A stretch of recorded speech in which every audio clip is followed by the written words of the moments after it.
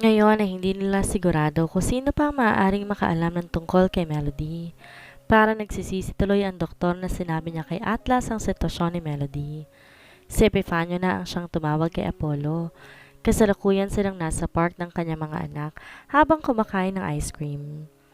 Nang sabihin ni Epifanio na may emergency at kailangan nitong umuwi, nilito nagdalawang isip na umuwi. Pinaliwanag niya sa kanyang mga anak ang nangyari. Maingat siyang nag-drive kahit madaling-madali na siya at nang makababa sa kotse kaagad naman silang sinalubong ni Melandro. Binigay niya rito ang susi, pati na ang dalawang anak niya. Mabilis siyang nagtungo sa kwarto nila ni Melody, ngunit nakalak ito sa loob. Mas nanaig ang takot sa kanyang dibdib at pakiramdam niya may nangyaring hindi maganda habang wala siya rito. Epifanio, where's Melody? Anong nangyari? Tanong niya nang salubungin siya nito sa hallway. Shh! Huwag kang maingay, dahil baka magising siya. Saway nito sa kanya na siyang kinakunot ng noo niya. What do you mean? Tulog lang siya? Parang nakaramdam siya ng inis kay Epifanio. What are you talking about in an emergency? Trip mo yata ako eh. Salubong na ang kanyang kilay. Di ba naisip ng kaibigan niyang ito na nasa labas sila upang mag-bonding ng kanyang mga anak? Tapos tatawag, sasabing emergency. Tapos tulog lang pala ang kanyang asawa? Napakagaling talaga ng kaibigan niyang ito. Alam na alam kung paano sisirain ang araw niya. Hindi kita pinagtitripan. Totoong emergency to, loko. Galit din ito, ngunit bulong lamang ang pagkakabigkas nito. Lalong napakunot ang noo ni Apollo. Ano bang klaseng emergency? Where is she? Saan natutulog? Ngumuso si Epifanio sa nursery room. Kausapin mo muna si doktora. Kailangan ka raw niyang makausap ng masinsinan. Nandito siya? Fuck, ano ba talagang nangyari? May masama bang nangyari kay Melody? Kinakabahan niyang tanong dito na tila ba halos mapasabunot na siya sa kanyang sariling buhok. Kausapin mo nga muna si doktora, ang kulit mo naman eh. At napakamot na rin si Epifanio sa ulo. Nang hindi pa kumilos si Apollo, ay si Epifanio nang humila dito patungo sa nursery room. Para kasing nawawala na naman to sa sarili hanggat hindi nakikita si Melody. Kaya bago pa to magpumilit sa kwarto nila kung saan natutulog si Melody ay minarapat na niyang samahan ito.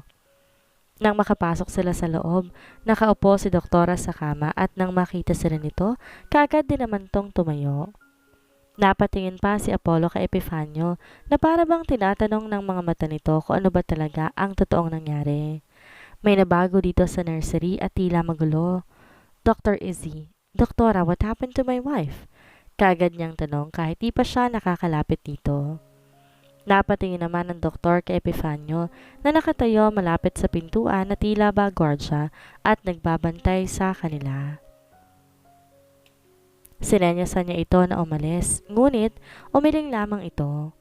Di na siya nagsalita at tinayaan na lamang ang lalaking matigas ang ulo na ito. Maupo ka muna, Apollo, at ikalma mo ang sarili mo. Tugon naman ng doktor. How to be calm if I didn't know what happened to my wife? Natataranta niyang tugon dito at saka napasipa sa upuan. At saka bakit nakalak ang kwarto namin? Tell me, may masama bang nangyari sa kanya? Who did that? What happened? Damn it! Nagkatinginan si Epifanio at ang doktor. Hindi pa siya nagsasalita sa sitwasyon ni Melody. Grabe na kung mag-react si Apollo. Mukhang kakailanganin niya nga ang tulong ni Epifanio sa usaping ito. Calm down, Apollo. Melody is alright. Para namang nakahinga na maluwag si Apollo dahil sa kanyang narinig. Then where is she? Ano bang emergency at bakit niyo kami pinauwi ng mga bata? Walang nangyaring masama kay Melody. Wala pa. Pagpapatuloy ng doktor. Muli ay napakunot noo siya. Naguguluhan siya. Teka lang, linawin niyo nga po. Anong ibig mong sabihin, Dok? Huwag ka na kasing pa-suspense effect, Dok. Pati ako parang atakiin sa puso eh. Reklamo ni Epifanio na sinamaan lang din ang tingin ni Dr. Izzy. Lumabas ka na lang kung nagmamadali ka. Sigaw ng doktor dito. Sorry na, Dok. Joke lang eh. Ang sungit. Bulong ni Epifanio sa huling salitang binigkas. Diretsahin niyo na po ako, doktora. May sakit ba ang asawa ko? Parang nahihirapang huminga si Apollo nang itanong ngayon sa doktor. Ngumiti ito. Walang sakit ang asawa mo, but she is pregnant, Apollo? Tugon nito na para bang di niya masyadong naintindihan. Buntis si Melody. Pag-ulit nito. Parang isang malakas at mahabang tunog ang kanyang narinig. Hindi siya makapagsalita at nanginginig ang kanyang tuhod. Hindi niya mawari kung tatawa ba siya o iiyak. Naramdaman niya ang mabigat na pagsampa ni Epifanio sa kanyang likuran. Congrats, bro! Another baby is coming to town! Sigaw nito. Magiging daddy na ulit ako? Bulong niya. Ang galing mo talaga, Apollo! Baka kambal ulit! Doon ay tuluyang bumuhos ang kanyang emosyon. Napayakap siya kay Epifanio at umikot-ikot sila, saka tumalon-talon, habang nakangiti ngulit lumuluha ang kanyang mga mata. Hindi niya alam kung bakit ganito siya ngayon, pero nasisiguro niyang dahil to sa galak. But we need to hide it from her? Malungkot na sambit ng doktor. Napahiwalay sa pagkakayakap si Apollo at nawala ang kanyang ngiti sa labi. Naghihikaos pa siya sa kanyang paghinga. Muli, naguluhan na naman siya. Itatago sa kanya? Bakit naman natin kailangan itago sa kanya? She's the mother, mararamdaman niya yun. Hindi niya pa ba alam? Yan na yung masamang nangyari. Nakahalokip-kip na sambit ni Epifanio, tsaka ito bumalik sa gilid ng pinto. Anong masamang nangyari? Sabihin mo, Doc? Napabuntong hininga ang doktor. Alam na ni Melody na buntis siya. Nung mahimatay siya, doon ko ipinagtapat sa kanyang kondisyon niya. Pero ayaw niyang ipaalam sa iyo, Apollo. Hindi ko alam kung bakit at anong dahilan niya. Sinabihan ko siyang delikadong pagbubuntis niya at kailangan niyang alagaan ang kalusugan niya, ngunit wala yata ni isang nasunod doon. May papel na iniabot sa kanya ang doktor. Bumaba ang dugo niya, pati ng resistensya niya. May binigay ako mga vitamins sa kanya, ngunit hindi yata siya umiinom. Sa ngayon, ang mas kailangan niya magpahinga. Paano ang gagawin ko? Anong kailangan kong gawin? Para bang maiiyak na tanong ni Apollo. Kailangan mo siyang bantayan, alagaan, ibigay ang gusto niya. Masela ng pagbubuntis niya kaya't asahan mo, maglilihi siya na masasela ng pagkain o bagay. Natandaan mo ba nang pinagluto ka niya ng sinigang na itlog? Tumango siya. Natandaan niya yon dahil ilang linggo pa lang naman na nakakalipas at isa pa yon sa mga weird na natikman niyang pagkain. Hindi niya alam na naglilihi na pala ang asawa niya ng mga oras na yon. Yun ang unang pagkain na gusto niyang kainin, ngunit maaaring sa susunod na araw o linggo ayaw na niya nun. Ang maipapayo ko sa iyo, wag mo o ninyong ipapahalatang alam nitong buntis siya. She may have a breakdown kapag nalaman niyang alam ninyo na. Hayaan niyo siya magsabi sa inyo. Tumango siya. Susundin ko lahat ng sinabi niyo at ako nang bahalang magpainom ng mga vitamins niya. Kunwari na lang wala talaga akong alam. Sige. Aasahan ko ring makapunta siya sa ospital namin or sa klinik ko para matingnan ng baby ninyo. Salamat, Doc. Tsaka napabuntong hininga si Apollo. Maaari ko na ba siyang makita? Go on, and I will stay for a couple of minutes here hanggang sa magising siya. Saan ba ako pwedeng magstay? Tiningnan ni Apollo si Epifanio. Ikaw na munang bahala kay doktora, sambit niya rito. Tumango si Epifanio. No problem, bro.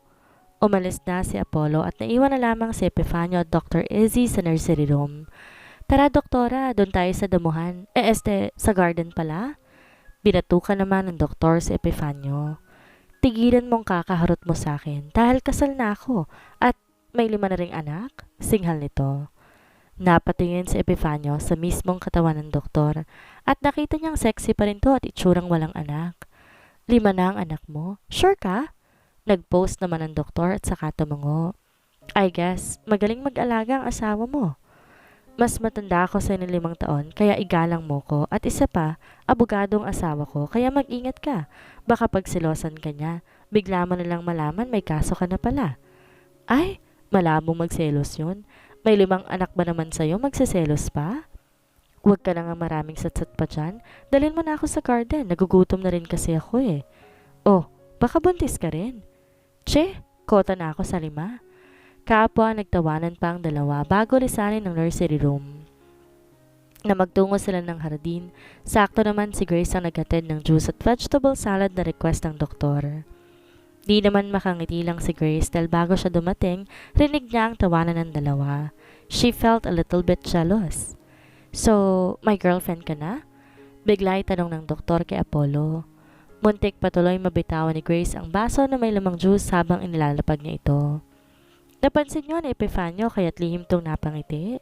Nakaisip na naman kasi to ng bagong kalokohan.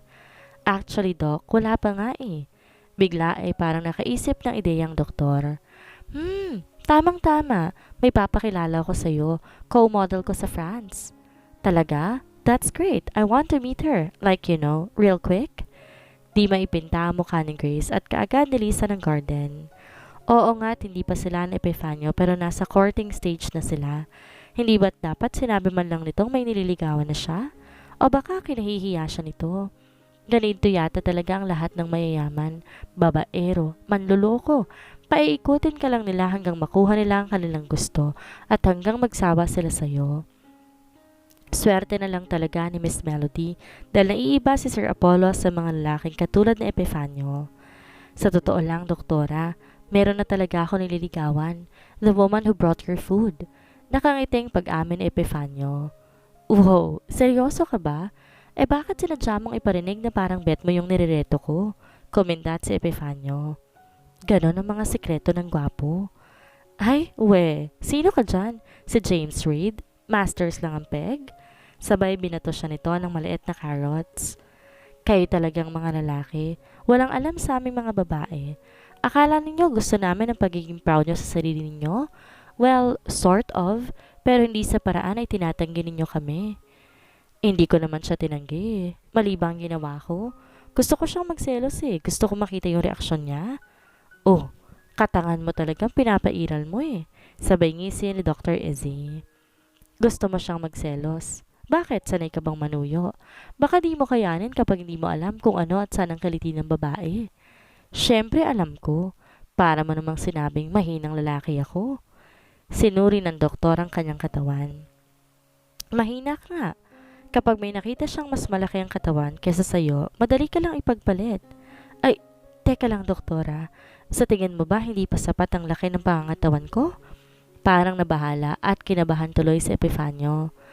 Pwede na rin kahit papano. Carry na yan. Magtyaga na lang siya sa'yo. O siya, pupunta muna ako ng comfort room. Tinatawag ako ng kalikasan. Babush! Sabay tayo nito at naglakad papasok ng mansyon habang tatawa-tawa. Gustong gusto niyang asarin at utuin si Epifanio dahil sa tatlong magkakaibigan ito lang ang madaling makaklose at makajamming. Hindi katulad ni Apollo at Luhan na masyadong seryoso sa buhay. Naboboring ang katabang lupa niya sa mga taong walang hilig sa mga jokes at biruan. Oy, teka lang Dok, pabalik ka ha? Nang maiwan mag-isa si Epifanio, napatingin siyang bigla sa kanyang muscle. Paano na lang kung payat pala ang tingin sa kanya ni Grace? Dapat ba siyang mabahala? Mukhang kailangan niya na yatang bumalik sa pag-gym. Pero parang di rin naman ako payat sa paningin ko bulong pa nito. Nang makapasok si Apollo sa kwarto nila, hindi na nakalak ang pinto. Ang di nito alam kaya talaga nakalak kanina ang pintuan ay dahil naroon pa si Atlas. Di kasi nito maiwanan si Melody na mag-isa kanina. Love, bakit mo naman tinago sa aking buntis ka? Tanong ni Apollo kay Melody habang tulog ito at hawak niya ang kamay nito. Mahal na mahal kita. Alam kong makakaya mo. Kaya pala ang daming nagbago dito. Mula sa panlasa, pangamoy at pagkatapos bago-bago ng mood. Akala niya'y normal yon sa babaeng magkakaroon ng buwanang dalaw. Pagkatapos napapansin niya rin na umuumbok na ang tiyan nito. Mukhang siya pa ang pinaglilihan ni Melody dahil palaging siya ang gusto nitong kasama. Pinagamit pa siya ng feminine wash bilang shampoo. Pati sa pagluluto, siya rin ang pinakilos nito. Di niya tuloy maiwasan ang hindi mapangiti. Paniguradong kamukha niyang magiging anak ng mga ito. Mas maganda ang alam ng mga ito ang sitwasyon ng mommy nila para hindi na rin nag-aalala ang kanilang mga anak. At the same time, mababantayan din nila ito. Boys, I will tell you something. Bulong ni Apollo, saka sinilip si Melody kung gising ba ito. Na makitang tulog ito ay nagpatuloy siya. Mommy is pregnant.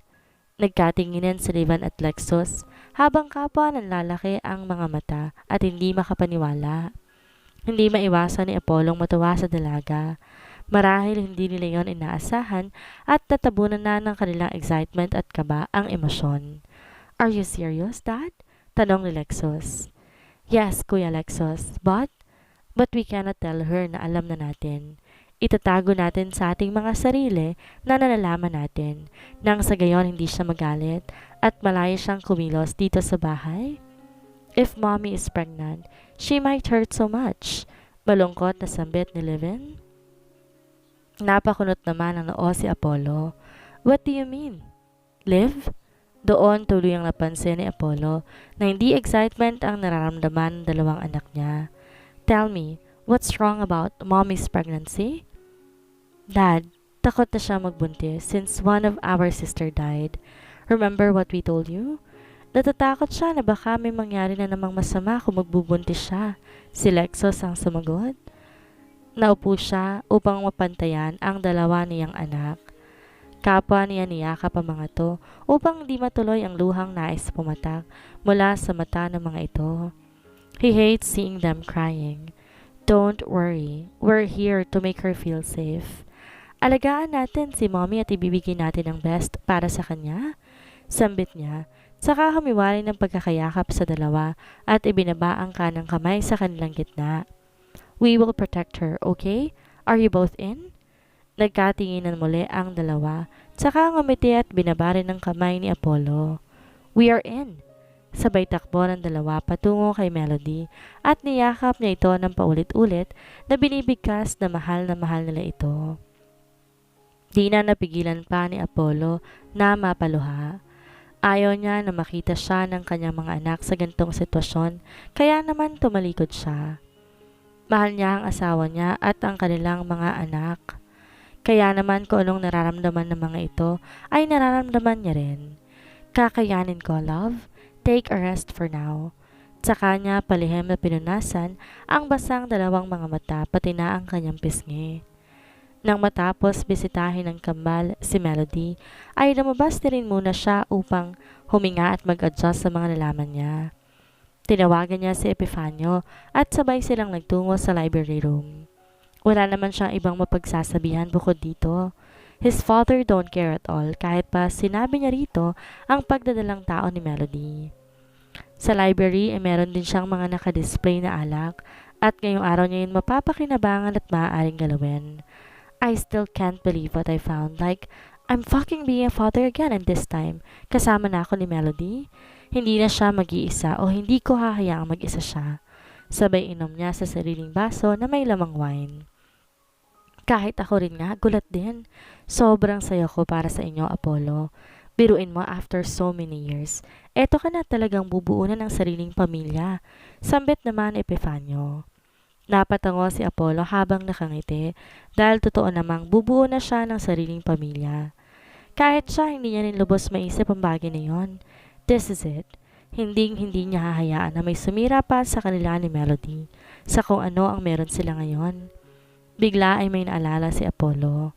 Teka lang, Epifanio, may gusto akong malaman na ngayon lang sumagi sa isipan ko. Ano naman yon? Kung ayaw ni Melody ipaalam sa kahit na sino, ikaw, paano mo nalamang buntis si Melody? Hindi ko nga dapat malalaman eh. Mabuti na lang hindi ako kumatok sa pintuan ninyo at ayon, narinig kong nag-uusap si Atlas at doktora. Wala na silang magawa kasi narinig ko na eh. Sabay kibit balikat nito. Mabilis namang napatitig na masama si Apollo kay Epifanio. Kung ganon alam din ni Atlas? Tumango naman si Epifanio. Mas nauna niya pang nalaman kaysa sa ating dalawa. Napakayom sila ng kamao. Fuck! Paniguradong alam na rin to ni Daddy. Pero wag naman sanang malaman ni Athena. Mas magiging delikado ang buhay ni Melody sa babaeng baliw na yon. Napatahimik si Epifanio. Hindi man maalala ni Apollo ang nangyari kagabi ay tiyak niya naman na maaaring maulit iyon. At kung sakali man sana sa puntong kaya pa rin tong i-handle ni Melody. Alam niyang marami nang nakalimutan si Apollo at ang iba, sadya na lamang nitong kalimutan at ayaw niya ng pag-usapan. He felt pity for him, pero hindi niya rin masisisi si Athena dahil nagmahal lang naman to. Kaso masyadong sobrang pagmamahal nito. Marami tong nagawang kasalanan. Ang hindi niya lang nagustuhan sa lahat ay ang pagkakamali na ginawa nito kay Apollo bago malaman ng mommy nila ang tungkol sa pinagbubuntis niya. Nilango niya sa alak na may kasamang droga si Apollo. Ito ang nagsamantala kay Apollo. Walang alam si Apollo sa pinagbubuntis no ni Athena. Na mga oras na yon, Apollo tried to impress their father. Ayaw nitong makagawa ng pagkakamali dahil ayaw niyang maikumpara na naman kay Atlas at mapahiya sa ibang tao. Apollo is on pressure at that time. Napansin ni Apollo, tila tulala si Epifanio, kaya tinapik niya to sa braso at kaagad naman nagulat. Ha? Ano ba yon? May sinasabi ka ba? Natatarantang tanong nito. Ang sabi ko, samahan mo ako magbantay kay Melody. Susundan natin siya kahit saan magpunta. Magkano naman? Walang bayad since kasama rin naman niya si Hope. You wanna date her, right? Napaisip si Epifanio. Sa tagal nilang magkaibigan, ngayon lang naman nagsabi si Apollo na walang bayad. At isa pa, magbe-benefit din naman siya. Deal. Regalo ko na lang din para sa baby ninyo ni Melody. Basta, ninong ako ah. Ayoko, baka mamaya mas malaking singilin mo sa anak ko kung sakaling may hingin siyang pabor sa'yo. Reklamador ka talaga. Sana hindi sa'yo magmana ang mga anak mo. Huwag din sanang sa'yo magmana ang mga magiging anak mo sa sobrang tuso mo. Napuno ng tawanan ang library room. Hindi nagpapaawat at nagpapatalong bawat isa sa kanila. Ang hindi nila alam, lihim na nakikinig sa kanila si Arthur at nakikingiti at tawa rin ng palihim mula sa kwarto nito. Mukhang nakalimutan ng anak niya na may secret passage mula sa library patungo sa kwarto nila. It's nice to hear your laugh, son. Matagal na ring panahon nung huli kong marinig ang tawa mo. Sambit nito sa isipan, saka pinunasan ng tumulong luha mula sa kanyang mga mata. Nagising si Melody na mabigat ang kanyang pakiramdam at masakit ang kanyang ulo. Nang iangat niya ang kanyang braso, saka niya naramdaman at napansin niya na may nakatusok doon na diretso sa swero. Halos wala siyang maalala kung paano siya nagkaroon nito. Pinalibot niya ang kanyang paningin kung nasan siya. Nawala naman ng takot na nadarama na makitang nasa kwarto siya ni Nani Apollo at wala siya sa ospital.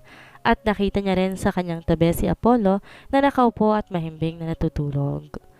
Maingat niyang tinanggal ang kamay nito na nakapatong sa kanyang braso upang hindi magising. Pero ang ending na alimpungatan pa rin to at kagad siyang tiningnan. Gusto niyang matawa dahil para tong zombie sa laki ng eye bag, ngunit mas nanaig ang pagkauhaw niya. Gising ka na pala. Kanina ka pagising? May masakit ba sa'yo? May gusto kang kainin? Anong gusto mo? Sunod-sunod na tanong ni Apollo na siyang kinagulat niya. Bahagya siyang umiling. Tubig lang. Pagkasambit niya noon, mabilis na tumakbo si Apollo at kaagad kumuha ng tubig, saka mabilis tinapat sa kanyang bibig ang baso. Nang mapansin itong hindi pa siya umiinom, dahil hawak ito ang baso ay nagsalita ito. Inom ka na, love. Ano ka na bahalang humawak nito? Hindi siya sanay sa ganitong pakikitungo ni Apollo, pero wala siyang ibang nagawa kundi uminom na lang din kesa mauhaw pang lalo. Nang matapos uminom, muling umupo sa kanyang harapan si Apollo, saka pinunasan ito ang kanyang labi. Literal na hindi niya alam kung anong nangyayari dito. Ano bang nangyari sa akin? Nahimatay ka raw eh. Tinawagan agad ako ni Epifanio kahapon. Ano? Kahapon? Ibig mong sabihin, kahapon ba ako walang malay? Bumukas ang lungkot sa mukha ni Apollo. Oo, ang sabi ni Doc Izzy, normal lang daw yon dahil bumaba ang dugo mo. Biglang nanlamig si Melody na mabanggit nito ang pangalan ng doktor na nakakaalam ng kanyang sekreto. Napaiwas siya kaagad ng tingin kay Apollo. Pakiramdam niya tuloy alam na nito ang tungkol sa kanyang pinagbubuntis. May iba pa ba siyang sinabi? Actually, meron. Bigla ay nadagdagan ng kaba sa dibdib ni Melody. Ano? Alam mo na ba? Oo, alam ko na, love. Alam ko na pinapainom ka ng vitamin si doktora para lumakas ang resistensya mo pero hindi mo siya sinusunod. Mabuti na lang at sinabi niya sa akin yon. Kaya simula ngayon, meron ka ng regular check-up at kailangan araw-araw kang iinom ng vitamins mo para hindi rin kami nag-aalala sa kalusugan mo. Napaawang ang labi niya. Yun lang sinabi niya? Paninigurado niya. Oo, yun lang. Bakit? May iba pa bang dapat sabihin si doktora? Mabilis na napailing si Melody. Wala na. Wala. Okay, good. Mamaya, pupunta ulit dito si doktora para tingnan kung maaari nang tanggalin na nakakabit sa'yo. Do you need anything?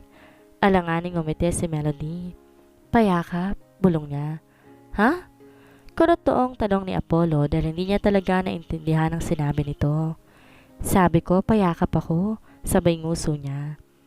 Hinalikan muna ni Apollo ang labi ni Melody bago niya to yakapin. Ngunit mabilis namang bumitaw si Melody sa pagkakayakap sa kanya, saka siya tinulak ng bahagya. Salubong ang kanyang kilay nang tingnan niya ito.